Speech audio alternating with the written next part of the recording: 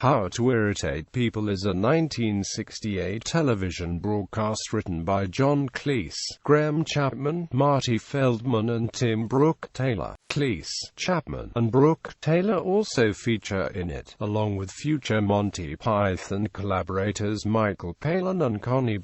In various sketches, Cleese demonstrates exactly what the title suggests: how to irritate people, although this is done in a much more conventional way than the absurdity of similar Monty Python sketch. Notable sketches: Job Interview. The Job Interview sketch, starring Cleese as the interviewer and Brooke-Taylor as the interviewee, was later performed almost unchanged in the first season of Monty Python's Flying Circus with Chapman as the interviewee. The pepper pots also recurred in many Monty Python sketches, and the freedom of speech segment was lifted from at last the 1948 show Egocentrism. The Egocentrism sketch, starring Cleese as the host, interviewer and Chapman as interviewee, Drive, Rhomboid Goat Cabin, features a discussion about freedom of speech in Great Britain, in which Cleese's character repeatedly reformulates the subject's main question in so many ways as to start a monologue and not let Chapman's character speak. This increasingly annoys the interviewee to the point where he is forced to murder the host in order to express his opinion on the matter, only to be interrupted again by his spirit.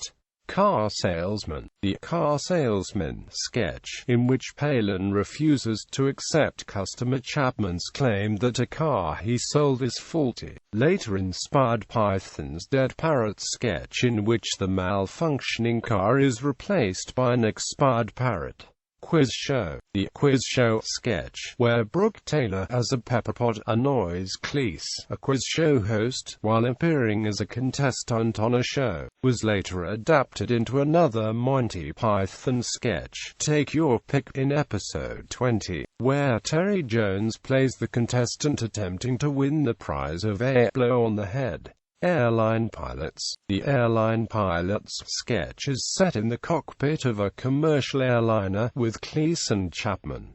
The airliner is on autopilot. Bored, they start making reassuring intercom messages to the passengers telling them there is nothing to worry about, at which point, of course, the passengers get worried, aided by the flight attendant. These messages get continually more incomprehensible and mutually contradictory until eventually all the passengers bail out. The Monty Python sketch Bomb on Plane, in episode 35, alluded briefly to this sketch when pilot Michael Palin told passengers, "Our destination is Glasgow. There is no need to panic." Release. This film was directed by Ian Fordyce, who also directed at last the 1948 show, and was made in the UK for the American market in an attempt to introduce them to the new style of British humour. For this reason the recording is made to the NTSC colour standard.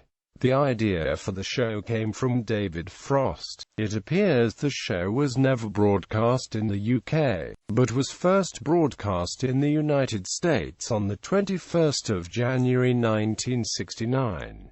Contemporary reviews suggest a broadcast slot of 60 minutes, which would make the version broadcast somewhat shorter than the current video release. In addition, reviews refer to David Frost as appearing in the show, whereas he is absent from the video version. Michael Palin has also referred to the show being tightened up for the video release. The show has appeared on DVD, sometimes with irritating backward packaging and deliberately faulty navigation.